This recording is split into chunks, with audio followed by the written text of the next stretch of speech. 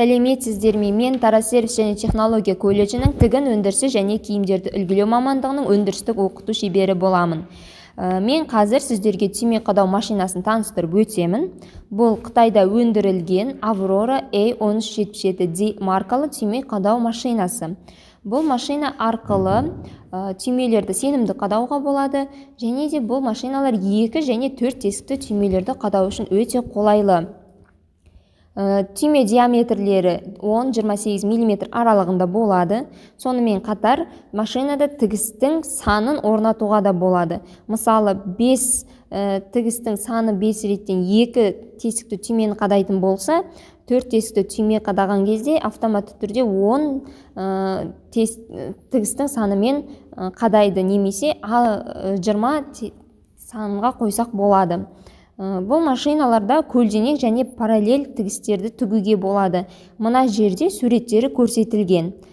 Тігер алдында позициясын ауыстыру үшін тетікті төмен басып, керек позицияға қоямыз. Мысалы, 2 тесікті түйме қадау үшін осы позицияны таңдаймыз. Машинаның сабақтау өте жеңіл.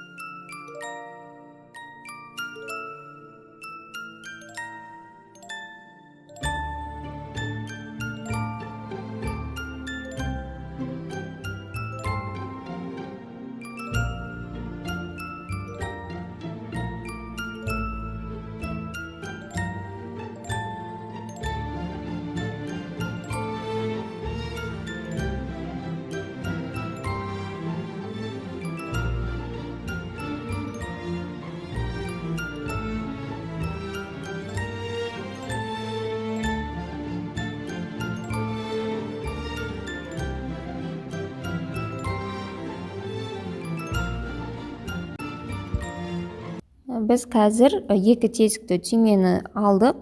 Бұны түйме қойғышқа саламыз, және 90 градуста тұру керек, міндетті түрде соған келтіреміз. Одан кейін бойымды қойып, түйменің дұрыс тұрғанын тексереміз.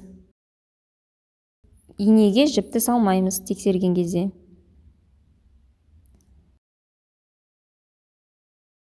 Тексеріп, дұрыс тұрғанына көзіміз жеткен соң, инеге жіпті сабақтап, жұмысымызды аяқтаймыз.